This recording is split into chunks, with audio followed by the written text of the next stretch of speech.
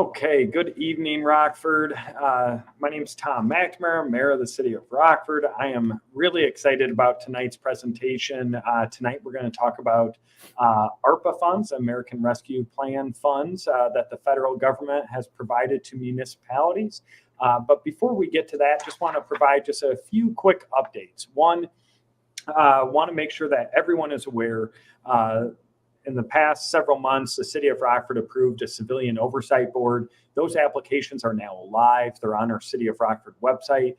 We will share that link for everyone to see, and that link will be open for a 60-day window.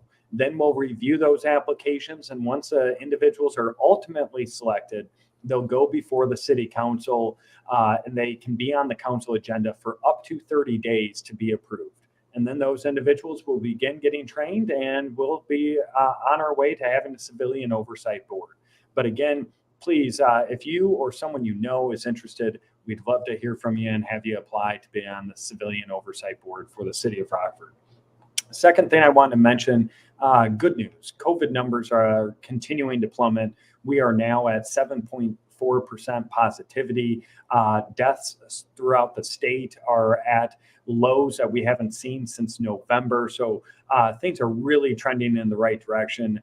And thinking of even more good news and a little bit warmer weather, huge credit goes to the Rockford Area Convention and Visitors Bureau.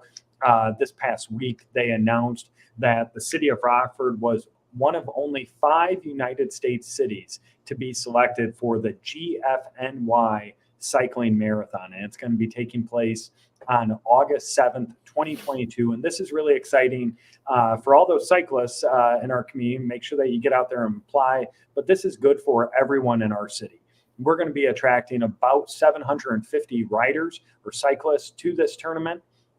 And nearly every single hotel room we believe will be booked because of this tournament. And we should have about a 1.3 economic impact from the 4-day tournament that'll be taking place. So we are the 4-day events around the 1-day tournament, I should say. But this is good for hotels. It's good for local businesses, and certainly another win for the Rockford Area Convention and Visitors Bureau. And huge credit to John Groh and the team over there. But on to the reason why folks are signing in. So tonight we're talking about the ARPA funds. I am really excited. I have 2 of my favorite people on with me this evening. First, we have City Administrator Todd Cagnoni. Could not thank Todd more.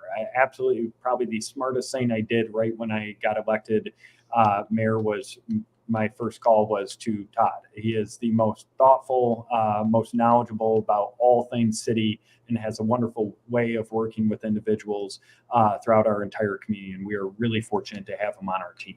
Second is we would not be where we're at today, certainly from a financial standpoint, and that impacts every department without Carrie Hagerty. I can't say enough good words about Carrie. If she has the ability to explain complex financial matters to me, she can do it to anyone, and she's been doing it for years at the City of Rockford. You look at the struggles our city has had with our finances.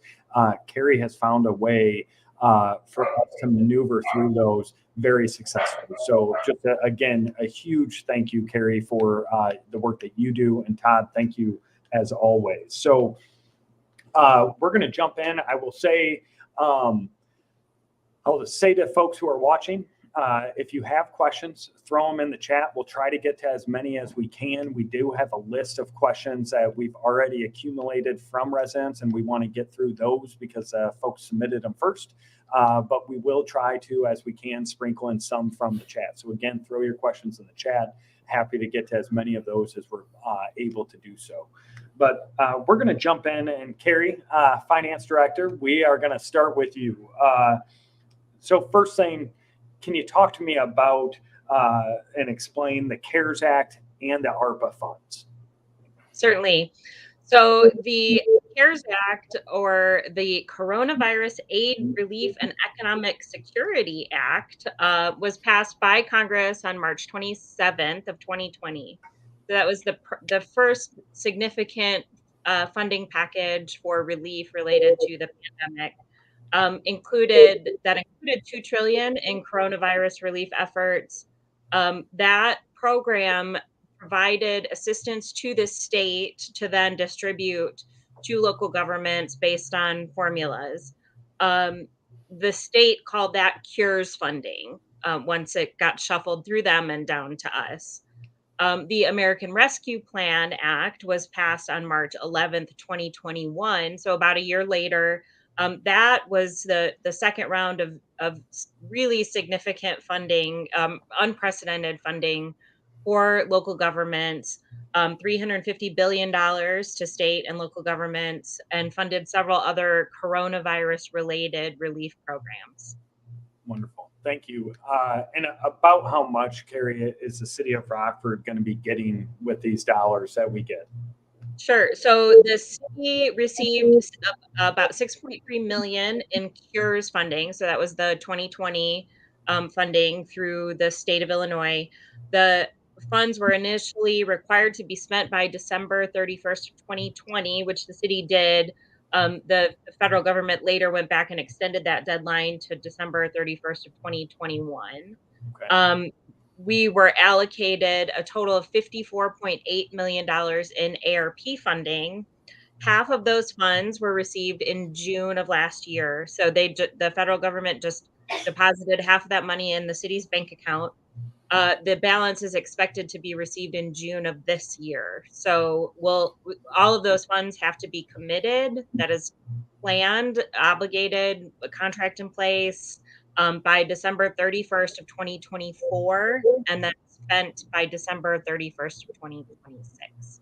Okay, so just for folks watching, make sure I get this right, Carrie. We get $54 million from the federal government through the ARPA funds. We Correct. got 27 million last year in the initial tranche. We'll get another 27 programmed or believed to be provided to municipalities in June of 2022.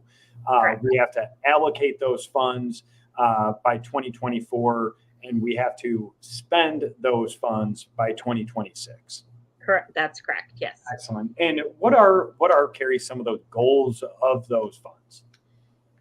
So both the CARES Act and the ARP Act, or CARES and ARPA, we'll call them, were intended to help municipalities address direct costs associated with the pandemic. So pandemic-related, sanitization and helping with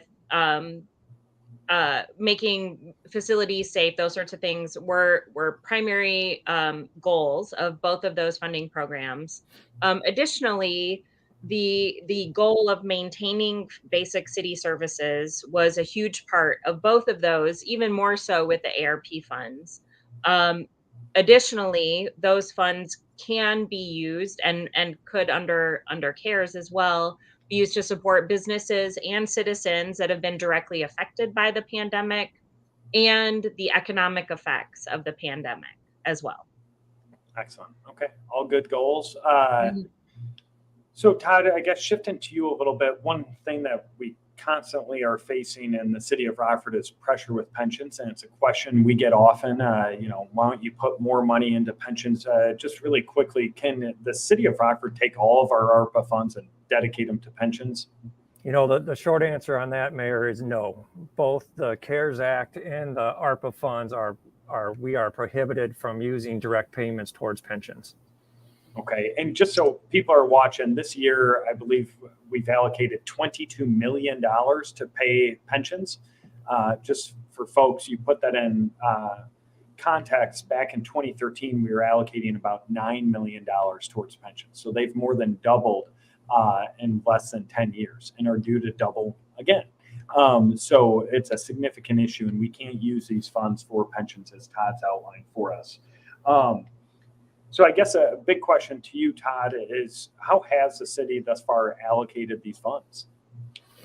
So that's a pretty big question, Mayor. So I'll try to answer that, understanding that we're 2 years into the pandemic. So the city, as a municipal organization, had many of the financial stresses that household had as a result of the pandemic. So, very early on in the pandemic, we took immediate measures to control spending. So, for example, we had a hiring freeze. We stopped capital investment. We didn't purchase any additional vehicles, all not having a full understanding in regards to how our finances were going to be impacted through the pandemic. And, those turned out to be very critical steps that we took to reduce our expenses, understanding that our revenue was going down at the same time. So as Carrie outlined in regards to the purpose of the funds, in regards to stabilize local governments, there certainly was a piece of those CARES Act that was utilized to stabilize our government, predominantly as it related to emergency response.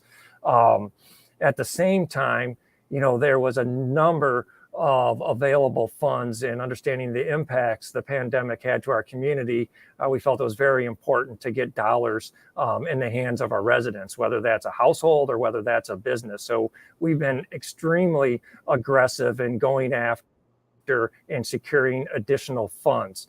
As a matter of fact, we have secured or been allocated almost $30 million from the time the pandemic started to the end of August in 2021. And those were funds that we deployed directly into the community. So, for example, we received additional funds from the state of Illinois for a rental assistance program. We went out and secured $900,000 from DCEO for grants to small businesses, specifically restaurants. We had community development block grant funds that we were able to secure in the amount of $2.2 million that we used for micro enterprise businesses, 5 or fewer businesses, and those resulted in being forgivable loans. So in essence, those ended up being grants. We've gotten additional dollars related to emergency housing for those that lost their housing, utility payments, a number of things that we went after to support our community as a whole, and really felt that was critical in supporting our organization. That's awesome. So going over that, nearly $30 million, forget ARPA for a second. The city of Rockford staff went out and secured nearly $30 million from the day the pandemic started through August of 2021 for all those items, from rental assistance, utility assistance, small business assistance. That's what you're saying, Todd? Yes, thanks for clarifying that, Mayor. That does not include the ARPA allocation that Carrie mentioned. As it relates to the ARPA allocation, we've gone through a phased process, is what Carrie and I recommended to our city council, in which we would take a year-by-year approach.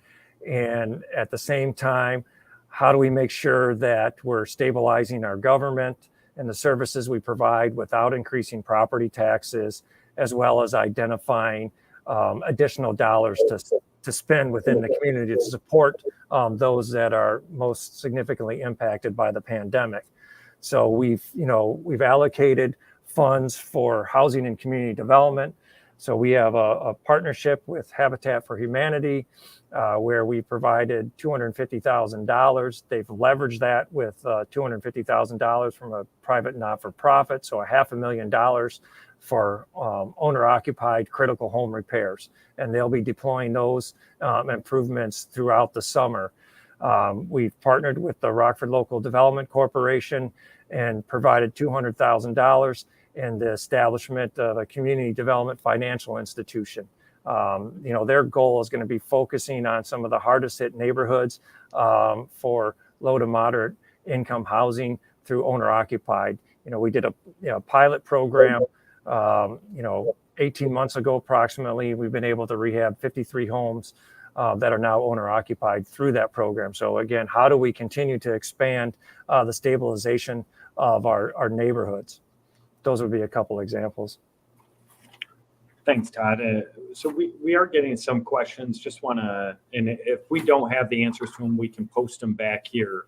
One question is, can these funds go directly to nonprofits? The answer is yes, they could go to nonprofits. So Mayor, just sorry to interrupt you, Mayor, but in assistance in answering that question. So if you look at the first allocation of funds by our city council, we've certainly talked about Habitat for Humanity, which is a not-for-profit, that's establishing the CDFI, but we've also allocated $600,000 to support not-for-profits in this next 12-month period. Thank you, and great. Thank you for that. So, Amanda, dollars can go directly to a nonprofit. City Council has allocated $600,000, is what Todd just said, towards nonprofits over the next 12 months. One other question here: does an American Rescue Plan have a budget? Edward, I'm assuming you're asking, or how are we budgeting those dollars? We're doing it in a phased approach.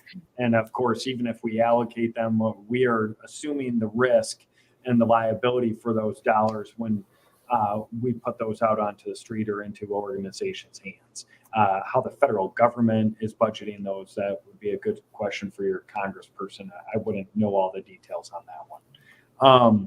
But again, folks, throw questions in the chat if you have them. So Todd, going to stay with you a little bit here. You've talked a little bit about money that we got pre-COVID or pre-ARPA funds. You talked a little bit about how we've taken this phased approach and allocated some of the funds. Talk to me and the folks watching tonight. How do you see us spending the balance of the available funds? So excellent question, and I must say I've just partly touched on the first phase of investment that our city council approved with the items that I touched, and maybe I should just run through those a little bit further to answer the question. But we've designated over $2 million on a number of programs to be directly deployed into the community. I already mentioned the $600,000 for not-for-profits, but there's an additional $700,000 for housing and community development, another $150,000 to support workforce development opportunities, another $350,000 for economic development. So those are all,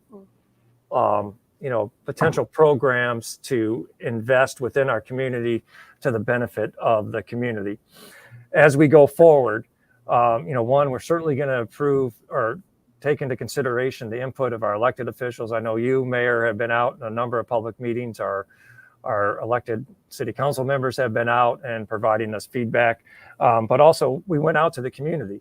We engaged the National Resource Network, which is a national not-for-profit organization. We did some previous work with them back in 2017, but asked them to come back to our community and help us with an equitable recovery assessment. So we pulled together a number of community members that are experts in their respected fields and asked them to assist us on where is the greatest needs for our community as we look to recover from this pandemic. And they were instrumental in identifying a number of areas where we could focus our investment. And, as you can imagine, these aren't necessarily completely new ideas. We had an understanding of where we needed to invest as a community prior to the pandemic. As a result of the pandemic, the need is even greater. So we want to make sure that we're continuing to focus on our housing and community development, our economic development, our workforce development, and our youth services specifically.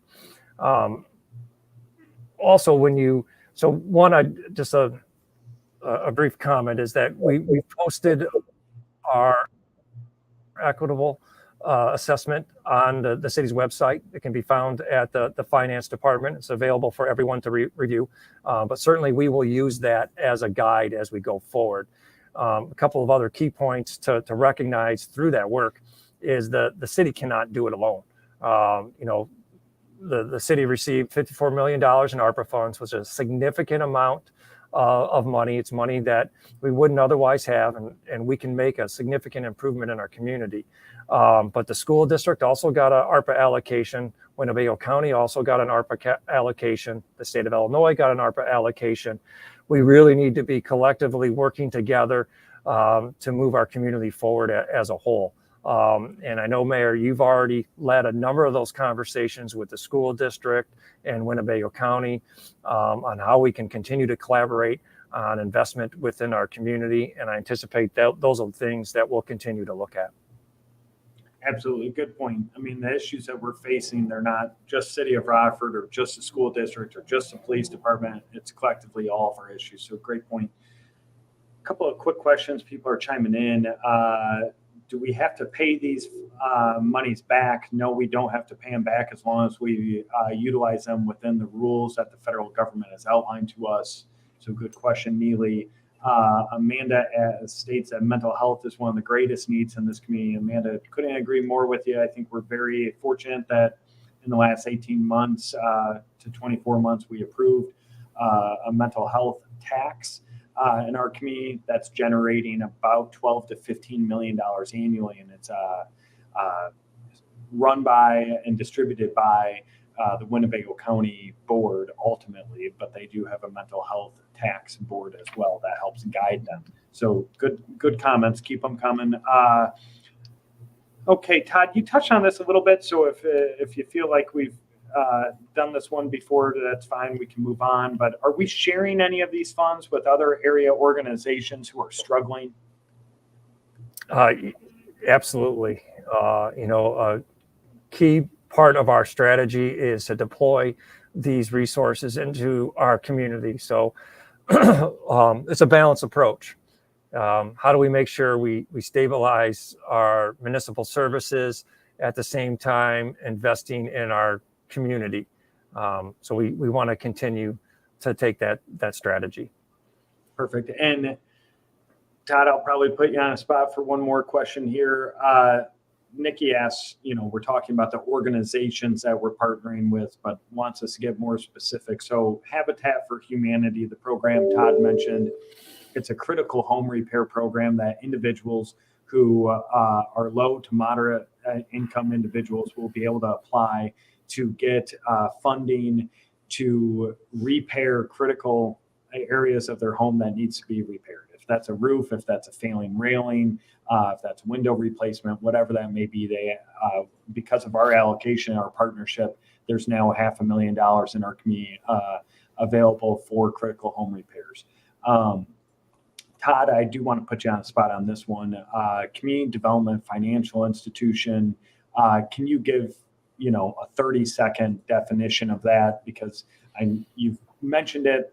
It's a long word and people call it a CDFI, but what's that? How's that going to impact my neighborhood?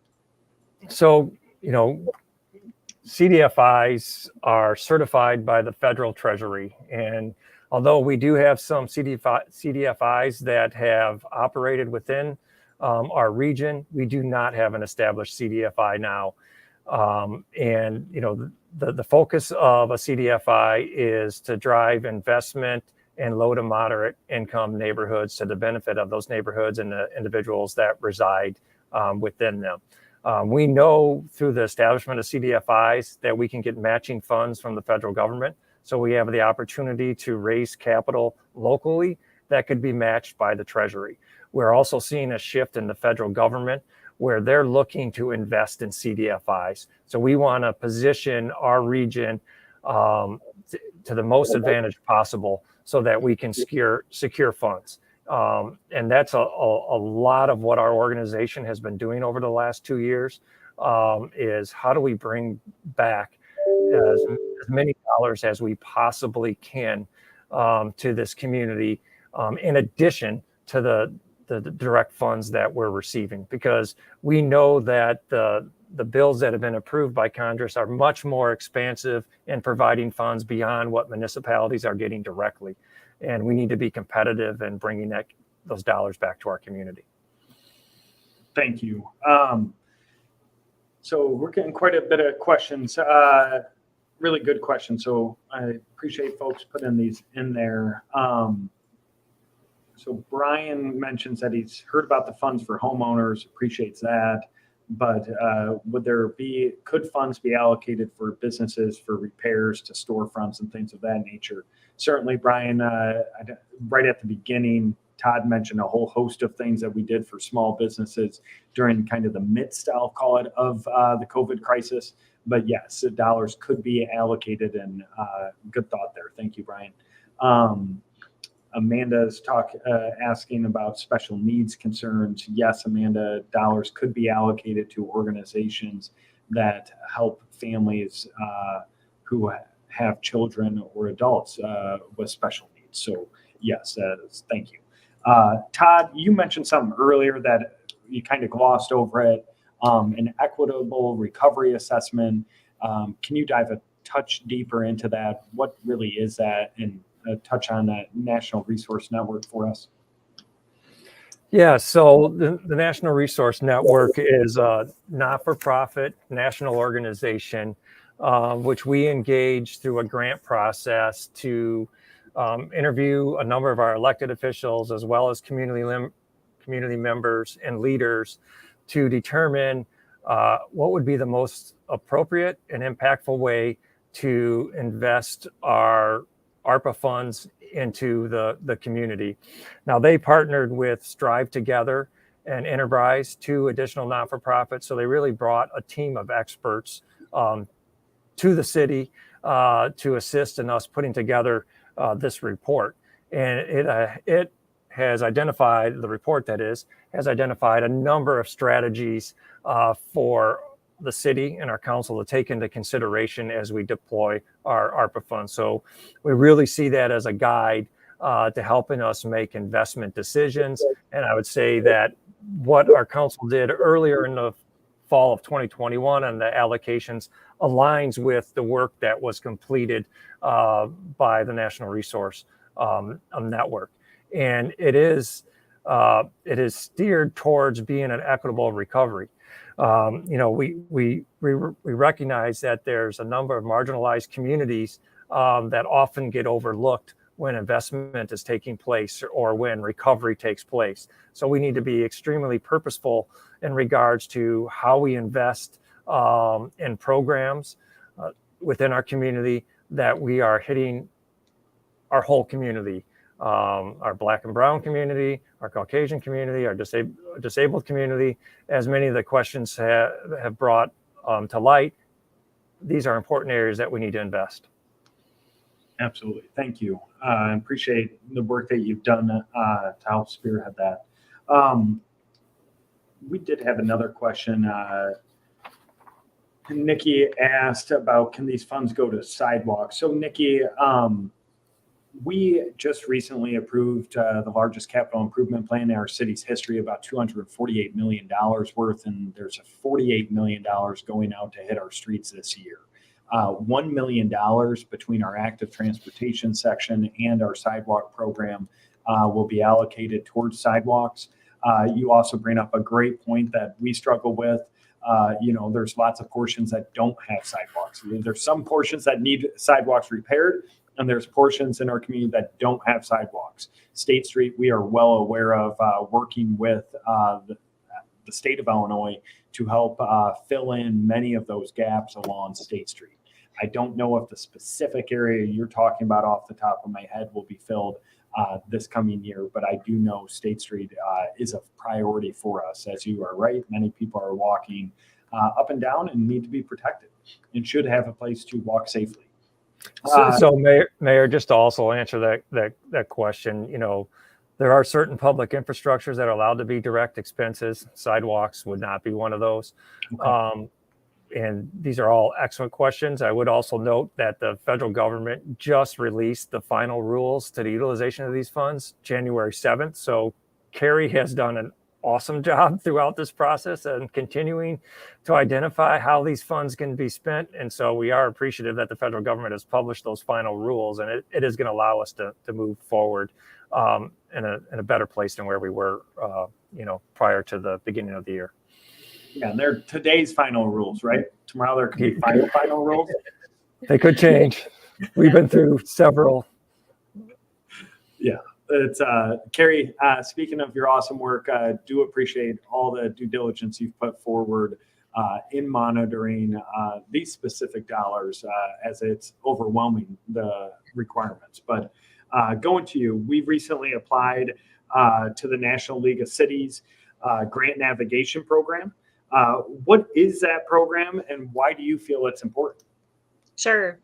So it's a program that really began to help municipalities identify priorities in their communities, data-driven priorities, and access COVID-related assistance funds that could help these communities address those needs, right? So um, the National League of Cities has recently expanded that program to focus on any available federal funding. So as a participant in this program, and it's really targeted some areas in the South and then the Midwest now, they have invited into this program communities in the Midwest. So as we apply, the National League of Cities will take publicly available data on our community, who we are, what we need, where we might struggle, where we might need a little bit of additional assistance, and work with us to apply for grants that will help us to address those needs in the community. Um, it's a great program. They piloted it in the South. They've had excellent success there, which is, and then the National League of Cities received a grant to expand this program to additional communities. We're just starting the process. We're waiting for the results of compiling all of that data, which will be publicly available, and we'll use that to really focus in our efforts to tap into specific funding programs. So if there's a program that specifically addresses housing needs in a specific area of the community, we want to go after those funds and maybe not necessarily use all of our ARPA funding if there's other available federal funding that the city can tap into.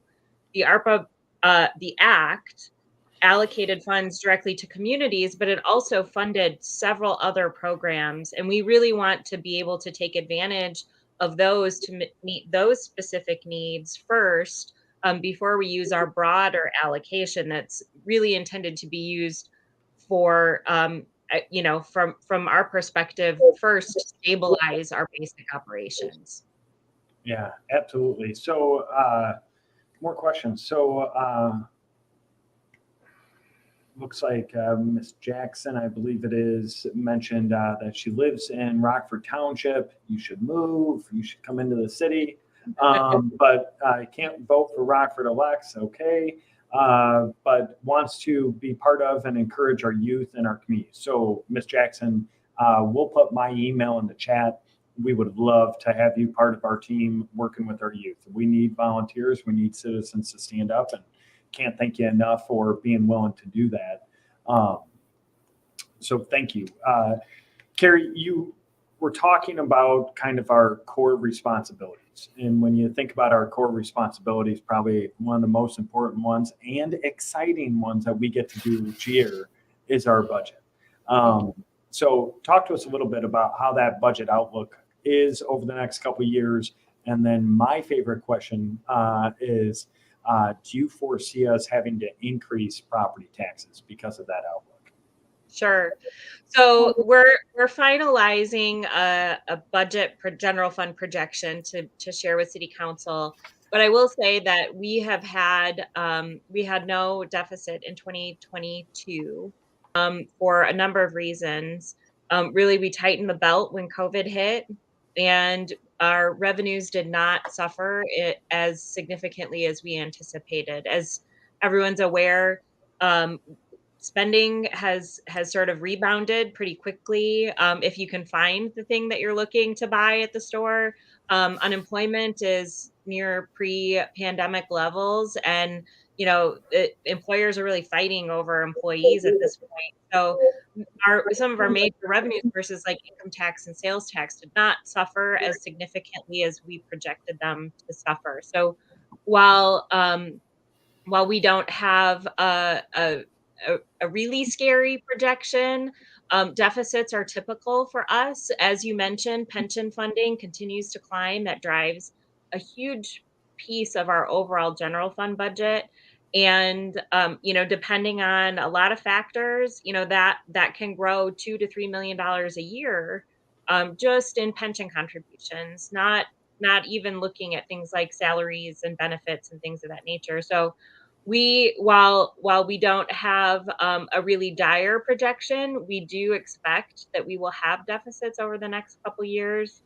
And our recommendation to council from the beginning was to make sure that we have sufficient funds available to meet those core services, to continue providing the services that our citizens expect year over year, as this pandemic situation continues to unfold, right? Now we have inflation, and how is that going to impact revenues too? There's a lot of unknowns. It's still only February. Predicting where this year's going to end, where 2023, 2024 are going to end, are still very, very challenging. It has been, though, extremely clear to me that this council and you, Mayor, the priority is to hold the line on property taxes. And really, we have been able to do that for longer than anyone really anticipated us doing it, because of the discipline the city council has exercised in passing those budgets year over year. Our goal is to continue on that path and hold the line on property taxes going forward. Awesome. We probably added, because we've wanted to hold the line, we've probably added a couple of additional headaches for you, but appreciate your work.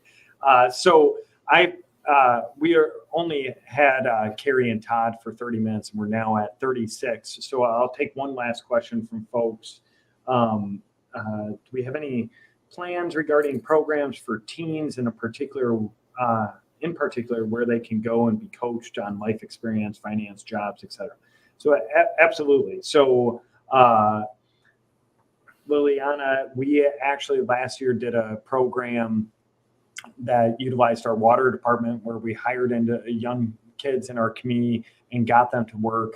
So we were able to provide them mentorship opportunities. We partnered with Conscious Coaching and Tony Turner, as well as United Way. So these young people were able to get work experience, get some money in their pocket, and also get mentoring opportunities. This year, we're hoping to expand that program, maybe even move into landscaping, and maybe even potentially into some concrete work out in our community, so that we can provide some unique opportunities, so that we're not just mentoring, we're not just providing skills, but we're actually getting some money in the pockets of our young people in our community. There's also a host of other initiatives going on as it relates to our youth, and any ideas, my email is shared there in the chat. Please reach out. And Carrie and Todd, thank you for the work that you guys do, and thank you for the really engaged audience tonight. We'll be back with another session focusing on another aspect of our city soon. And again, just appreciate everyone chiming in tonight, and hope you all have a wonderful evening. Thank you.